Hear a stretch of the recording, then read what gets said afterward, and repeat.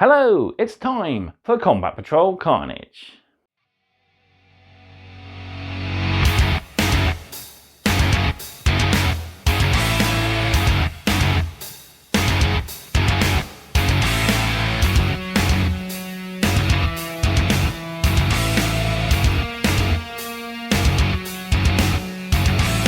Hello and welcome back to the next part of issue 48 where we look at our new lore. So we've got a page for the Orks, a page for close combat weapons of the 41st millennium, and we've also got the latest chapter for Sergeant Askerton and his squad. So not a lot for us to go through, but we'll get on and read those pages, and then we can look at playing our scenario in the issue in the next video with our Deathcopters now that they're complete. So before we hit the table and do some reading, don't forget to, of course, do all the usual. Like this video if you're enjoying the content, subscribe to the channel if you haven't done so already, and drop me a comment down below. Love hearing back from you guys. It's a massive way to help me out the channel. Let me know if you're enjoying the lore articles and the stories. I enjoy reading them at least. It's pretty nice and it gives myself a little bit more information inside my head. So one day I'll have this used as information about how Deathcopters actually work, and I'll be able to use that in an everyday conversation somehow. Finally then, Combat Patrol Carnage is proudly sponsored by warbait.shop, your one-stop supply for all your hobby needs. They stock everything you need from getting started and expanding your force to adding that final highlight and that extra little bit of basing detail as well. They also have decorative items such as posters and art prints that you can help decorate your hobby and gaming areas with as well. They also stock past and present partworks from Hachette, including Combat Patrol. So there's some extra issues of wanting maybe some extra boys for your war or guardsmen for your platoon, then check them out. There's a link as usual in the video description. You can also head down to their physical store and check these items out before you make your purchase, just to be sure you're getting what you want. They have a great selection of new and used models, and there's some stuff I've got my eye on which I should really think about picking up at some point. So, as usual, links in the video description. Right, let's head to the table and we'll cover our new lore articles.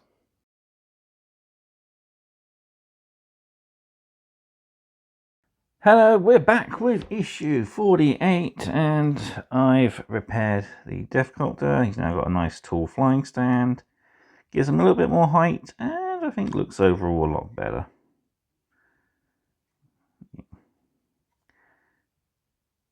He's going to look pretty cool flying alongside these lads. Yeah, we'll be trying these out next video as we have a nice little scenario for them. But all we've got to do now is turn to our lore articles. So we'll adjust the camera and dive right on in. Here we go then, diving back into 48. And yeah, most of these front pages have tore off. So that's going to be fiddly. Right, here we are, our first lore article, Cunning but Brutal. Orks are as famous for their deadly cunning as they are for their brutality. When these two parts of orkish nature are joined, they become an unstoppable force. Not only can their brutal nature overcome even the staunchest of defences, but their cunning allows them to secure and exploit their victories to the best effect. All orcs possess both cunning and brutality. Those who lean more towards cunning are no less dangerous for it, and they simply use their cunning to find more opportunities to be brutal. Some choose to use their cunning directly on the battlefield, employing sneaky maneuvers or furtive ploys. Others will employ their gifts of ingenious nastiness by creating and maintaining new horrors to deploy against their enemies. These cunning efforts can be as varied as psychic meddling, mechanical invention, or biological experimentation. When allied with their more brutal cousins, they make a well-rounded force that presents a serious danger to anyone in their way. A mech hurries to complete his latest contraption before the enemy arrive. There's a nice little mech workshop, which is a nice little training set you can actually used to be able to get. I don't know if it's available anymore. Yeah, pretty cool. Got the plastic mech plus these grot orderlies here. The wreckage terrain that came from the Speed Freaks box set originally, but was re-released with the Octarius Killzone.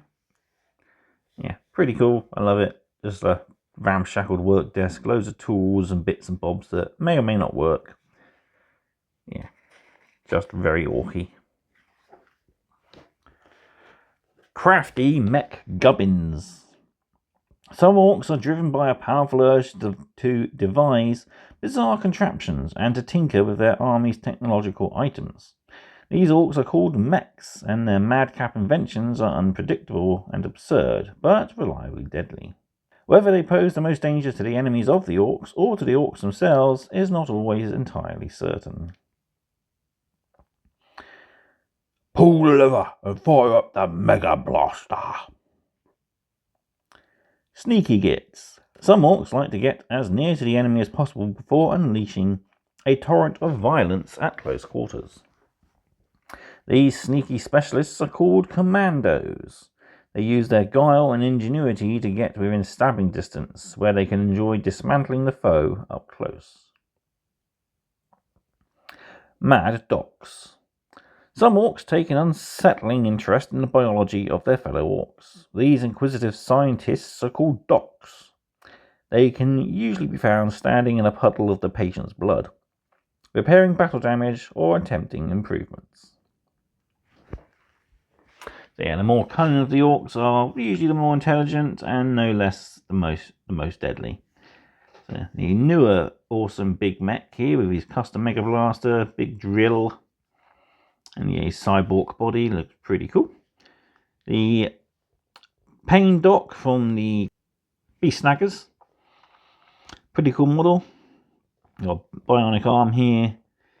His head's pretty much bionic, and he's got a backpack filled with bits and bobs to help improve anybody who's injured on the battlefield.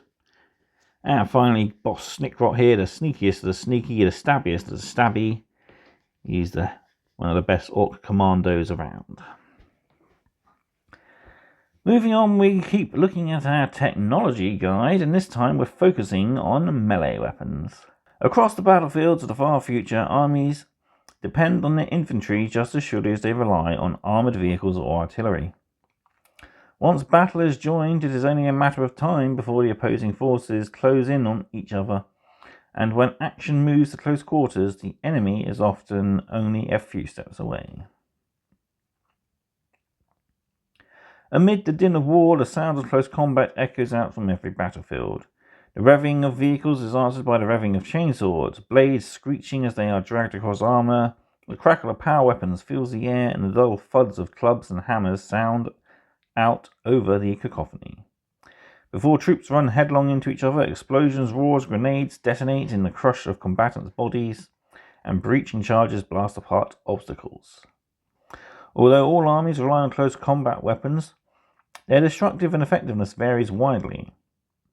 The warriors of some factions wield little more than primitive cudgels, while others carry weapons of arcane power or technological brilliance. Explosives are no less diverse, and armies carry everything from basic fuse-ignited blasting charges to advanced munitions that erupt into lethal conflagration of plasma, or worse. Basic melee weapons. Even with the technology available in the 41st millennium, it still falls to infantry to take and hold ground. Lots of fighting happens within arm's reach of the foe, and every soldier will possess a simple hand weapon in preparation for close combat.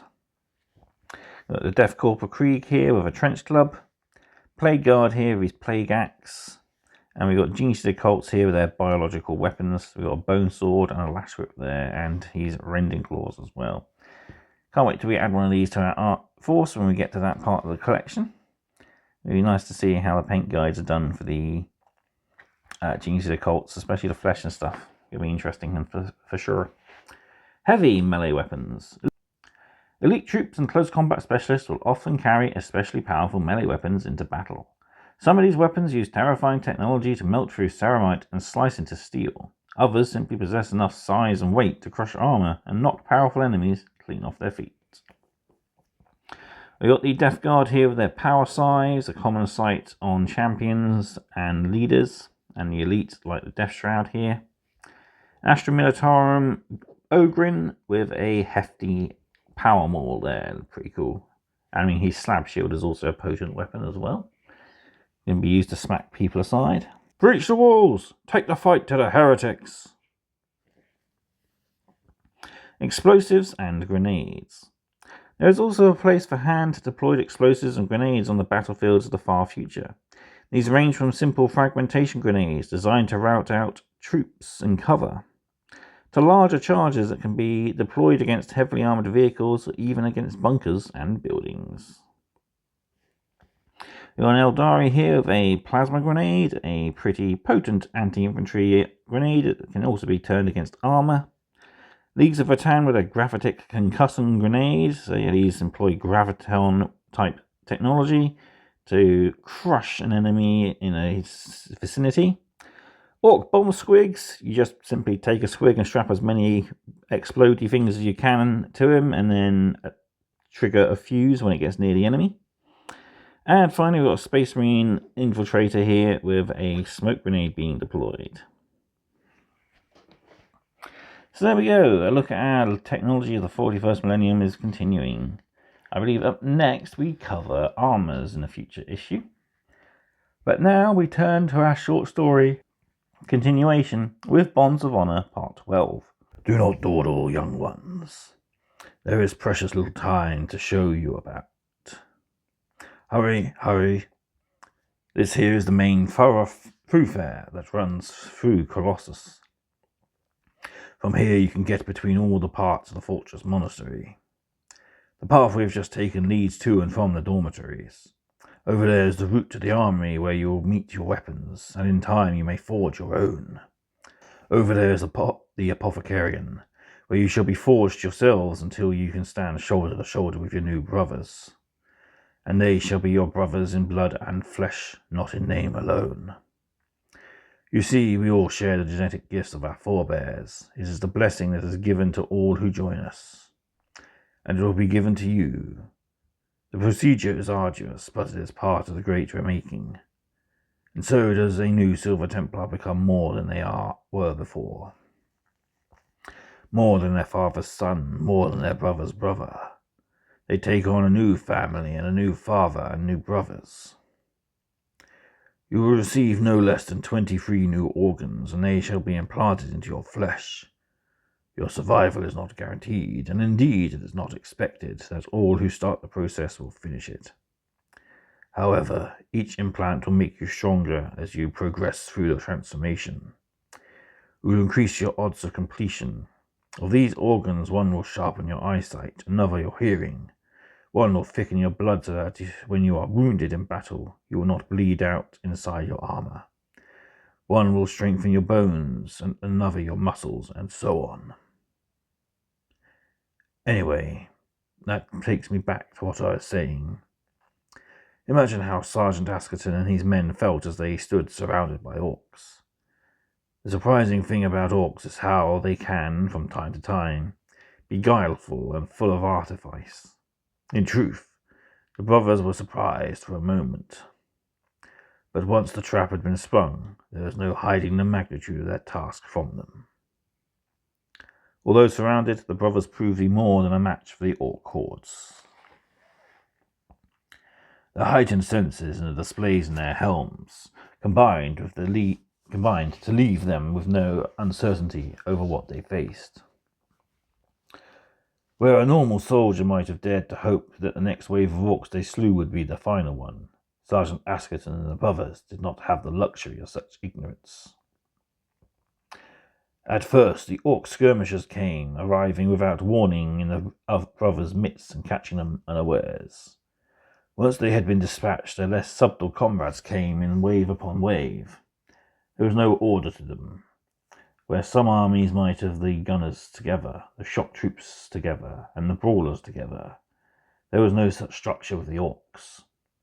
All at once came little ones and big ones. Some were armed with clanking guns, some with rockets, some with crude bats and clubs, all mixed in together and throwing themselves at the brothers with glee. Metras saw, partly to his revulsion and partly to his amusement, that one of them had picked up one of the smaller comrades and was trying to use it as a club. No sooner had Metras dispatched the aggressor than his former weapon picked itself up from the floor, and with no sense of gratitude whatsoever, hurled itself at him, clawing and biting, until it too was shot. Then, amid the chaos, a great rattling noise started up. It was the sound of those flying machines, and the brothers had ventured here to destroy. Well, if any of them thought they still had a chance of catching them on the ground, their hopes were dashed in an instant. First came the noise, then the plumes of black smoke, then the things bobbed into view and made straight for them, firing from their ramshackle assortment of guns. The rounds ricocheted off the Battle Brothers' armor, and let me tell you, it makes the racket inside those helmets. It sounds as though your head is in a metal pot, while some prankster beats upon it with a spoon. Our armor is some of the best, but still has its weak spots, and so each of the brothers wondered whether the next round that hit them would be the one to find its way between their armor plates and spill their blood. But before they could get too interested in the possibility of being shredded by a flying orc, their senses picked up something new incoming. The brothers drew in tight together, unsure of what this new threat could be. The orcs, after all, are highly unpredictable. There is no telling whether the next wave will contain bio-augmented monsters in some approximation of power armor, or little green things in rags holding heavy clubs. The brothers braced for the worst and aimed at the flying machines in desperate hope of downing them before they having to face this new threat. But try as they might, they could not fell them. Then, all of a sudden, blasts of plasma went up from behind the mass of orcs, striking two of the craft and causing them to tumble from the sky. The third veered away sharply and dipped out of sight, but the orcs in the ruckus did not falter, though their numbers were dwindling. The brothers, meanwhile, were torn between hope and despair, for the plasma could not have been from orcish weapons. So who were these mysterious combatants who had appeared on the battlefield? And were they friend or foe? Only a few orcs stood between the brothers and the answer. As they blasted the last of them away, they braced themselves to find out. So there we go. Another enemy or possible ally has entered the fray, and Sergeant Askerton's journey is nowhere near drawing its conclusion. So yeah, nice little short story there continuing. Hopefully we'll get some double page spreads soon as we get further into the magazine so we can expand the story a bit more. And yeah, can't wait to have all the parts together and read it as a solid one long story. Up next then is our scenario Vroom Dakka Dakka, but that is it for this video. Nice and short, so hope you've enjoyed it. So we'll bring in our repaired orc again, as he hasn't had as much screen time as the others. Yeah, I've had to repair and pin all of these propellers. They all snapped off eventually. So yeah, they've all been reinforced with some metal paperclip and super glue. And yeah, this guy is the only one whose base is properly snapped. And because of it, at least, he's flying a little higher than he was before. So yeah, pretty cool. So yeah, we'll try these guys out in battle in our next video. But for the moment, that's all there is to say. And all that's left for me to say is thank you all very much for watching. Hope you've enjoyed this video and this short story. And I'll see you next time for more Combat Patrol Carnage. Bye.